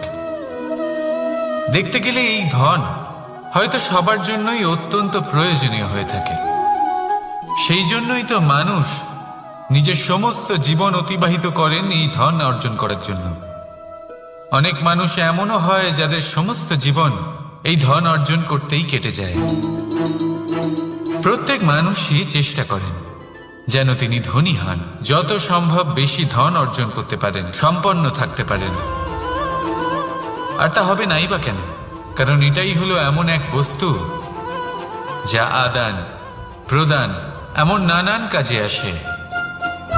চেষ্টা তো সব মানুষই করেন, ধন অর্জন সব মানুষ করতে পারেন না। কারণ হলো এটাই যে মানুষ ভাবেন যে তার কাছে কিছু ধন এলে তারপর তিনি কিছু করে দেখাবেন, আর ধন ভাবে যদি এই মানুষ কিছু করে দেখান তাহলে আমি তার কাছে আসব। সেই জন্য কিছু করে দেখান, এমন শ্রেষ্ঠ কাজ করে দেখান যাতে ধন নিজেই আপনার কাছে ছুটে আসে। যদি আপনি ধন লাভের আশায় ছোটেন তাহলে আপনি নিজের সন্তোষ ভাব হারিয়ে ফেলবেন। কিন্তু এই সম্পত্তি যদি আপনার কাছে ছুটে আসে তাহলে আপনাকে মহান বলা হবে। সেই জন্য কাজ করুন, শ্রেষ্ঠ কাজ করে দেখান, দেখবেন এই ধন ফলস্বরূপ আপনার কাছে আসবেই আসবে।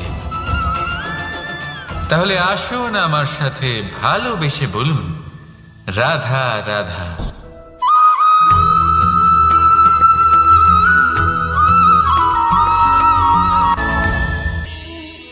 এই সংসারে এমন কোনো পর্বত নেই যা এতটাই উঁচু যে মানুষ তার শিখরে পৌঁছতে পারবে না, তাকে অতিক্রম করতে পারবে না। এই সংসারে এমন কোনো সাগর নেই যা কিনা এতটাই গভীর যেখানে মানুষ তার তলদেশে পৌঁছে ফিরে আসতে পারবে না। একটা ছোট্ট বরফের টুকরো পর্বতের শিখরে গলে গিয়ে বইতে থাকে, আর দেখতে দেখতেই তা মহানদী গঙ্গায় পরিবর্তিত হয়। এর কারণ কি? এর কারণ হলো প্রচেষ্টা, প্রারব্ধ নয়। এই প্রচেষ্টাই সুনিশ্চিত করে যে আপনার প্রারব্ধ কি হবে। এই সমস্ত কিছু হলো প্রচেষ্টা আর প্রারব্ধের খেলা। আপনার প্রচেষ্টা যেরকম হবে আপনার প্রারব্ধ সেরকমই হবে। আর আপনার প্রচেষ্টা যদি উচ্চ মানের হয় তাহলে প্রারব্ধকে আপনার সামনে নত হতেই হবে। কি বলেন? তাহলে আসুন আমার সাথে ভালোবেসে বলুন, রাধা রাধা। অনেক সময় মানুষ অতীতকে দেখেন আর তখন অহংবোধে পরিপূর্ণ হয়ে ওঠেন। কখনো বর্তমানের দিকে তাকান, ভবিষ্যতের দিকে তাকান আর পরিতৃপ্তিতে ভরে ওঠেন। কেন বুঝতে পারেন না একটা সহজ কথা? এই যে সৃষ্টি, এই সৃষ্টি হলো একটা বড় চক্র যা বারংবার আপনার কাছে ফিরে আসবেই। কঠিন থেকে কঠিনতর পরীক্ষায় আপনাকে নিযুক্ত করবে যাতে আপনাকে উত্তীর্ণ হতেই হবে। যা কাল ছিল তা আজ নেই, এটা সবাই জানেন। যা আজ আছে তা হয়তো কাল থাকবে না, এটাও আপনাকে মেনে নিতে হবে, তাও আবার হাসি মুখে। শান্ত থাকতে শিখুন আর কখনোই মনের মধ্যে অহংকার উৎপন্ন হতে দেবেন না। হতে শিখুন সেই হিমবাহের মতো। হয়তো এই জন্যই এত শীতল থাকে কারণ ও জানে গতকালও জল রূপে ছিল, আজ বরফ রূপে হয়তো আছে, কিন্তু কাল পুনরায় সে জলেই পরিণত হবে। নিজেকে শান্ত রাখুন। হয়তো আজ আপনি সাফল্যের শিখরে আছেন, হয়তো বা নেই। আপনাকে প্রত্যেক দিন অবশ্যই দেখতে হবে। শুধু নিরন্তর প্রচেষ্টা করতে থাকুন, প্রত্যেক পরিস্থিতির জন্য তৈরি থাকুন, আর একে ভারসাম্যে রাখতে শিখুন। আপনার কাল হোক, আজ হোক বা আগামীকাল, আপনার ভালো দিন হোক বা খারাপ দিন, সব পবিত্র হয়ে যাবে। তাহলে আসুন আর আমার সাথে ভালোবেসে বলুন, রাধা রাধা।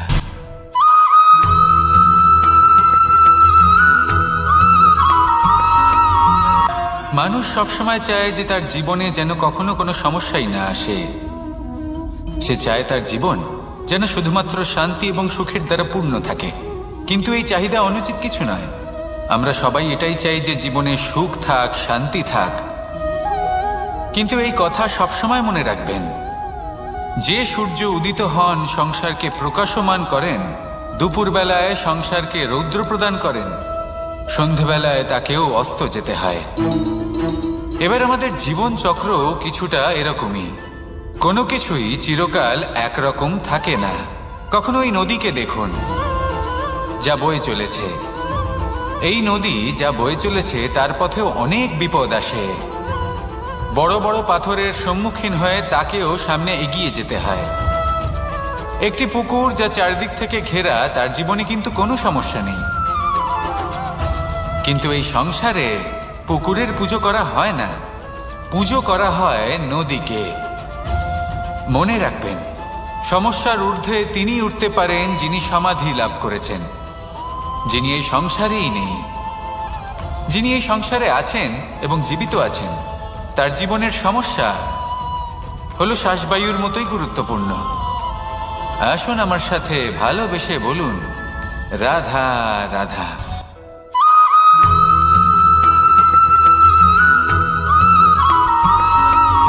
দোল উৎসবে এই সমগ্র সংসার রং নিয়ে খেলা করে,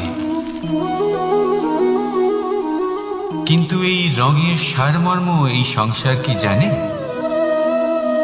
কখনো দেখেছেন একটা চিন্তিত মুখ শুধুমাত্র রঙের স্পর্শ পেয়ে আনন্দিত হয়ে ওঠে? দোলে আমরা কি করি? পুরাতনকে ত্যাগ করি আর নতুনকে স্বাগত জানাই। শিশিরকে বিদায় জানিয়ে এক নতুন ঋতুকে আগমন জানাই। দুশ্চিন্তা দূর করে আসার নতুন রঙে রঙিন হয়ে ওঠা, নিজেকে আনন্দিত করা, এটাই তো হলো দোল। এবার দোলের একটা ব্যাপার আছে, দুটো রঙে একসাথে রঙিন হওয়া যায় না।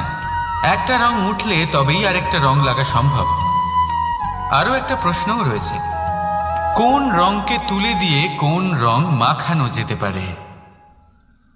যদি আপনাকে উদাহরণ দিই, লোভের এই রং, তা যতক্ষণ লেগে থাকবে আনন্দের রং লাগতে পারবে না।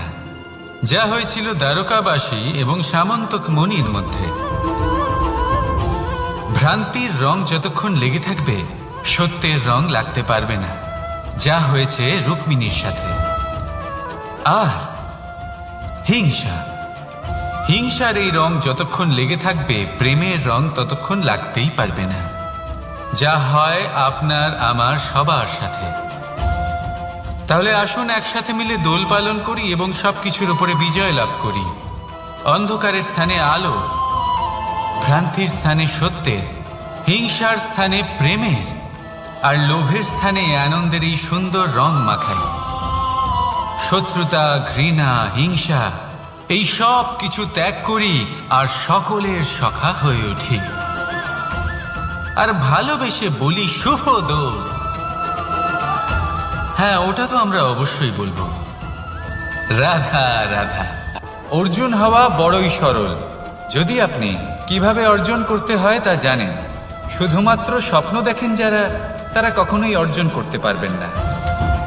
কিন্তু যদি কেউ অজ্ঞাতবাস ভোগ করতে পারে, যদি কেউ লাক্ষাগৃহ থেকে পালিয়ে বাঁচতে পারে, যদি কেউ কঠোর তপস্যা করতে পারে, প্রতীক্ষা করতে পারে এবং পরিশ্রম করতে পারে, তাহলে সে অর্জুন অবশ্যই হয়ে উঠবে।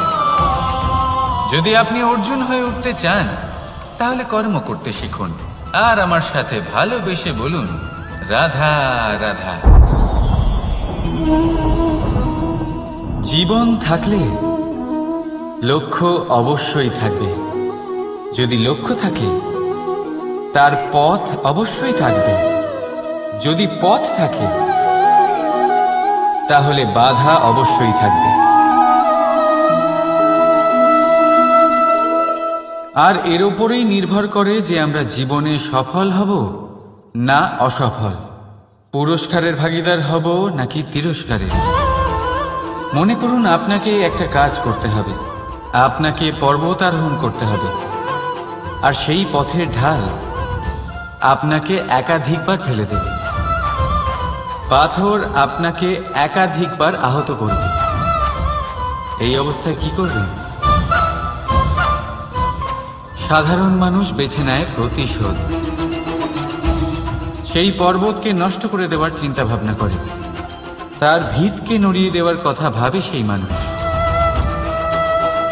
কিন্তু তাই জীবনে প্রতিশোধ নয়, পরিবর্তন বাছুন, বদলা নয়, বদল বেছে নিন। আপনার বাধা আপনার বন্ধু হয়ে যাবে। রাধা রাধা। সমস্ত মানুষের জীবন কিছুটা সমান হয়। মানুষ জন্মগ্রহণ করে, তারপর চলতে শেখে, জীবনে এগিয়ে চলে, বার্ধক্য লাভ করে, তারপর সমাপ্ত হয়ে যায়। কিন্তু সেই ব্যক্তিরা কারা যারা প্রকৃত অর্থে মনুষ্য জীবন যাপন করেন? এনারা হলেন সেই ব্যক্তি যারা পড়ে গেলেও আবার উঠে দাঁড়ানোর চেষ্টা করেন, নিজের ভেঙে পড়া অস্তিত্বকে আগলে নিয়ে আবার একটা আকার দেওয়ার চেষ্টা করেন, ভগ্ন আশাকে আবার একটা নতুন দিশা দেন। অসফল হওয়ার পরেও থামেন না, আবার এগোতে থাকেন।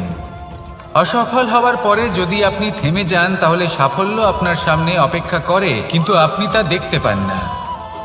তাই জীবনের সংঘর্ষে অংশগ্রহণ করতে শিখুন, জীবনের সংঘর্ষ থেকে পালাবেন না। আসুন আমার সাথে ভালোবেসে বলুন রাধা রাধা।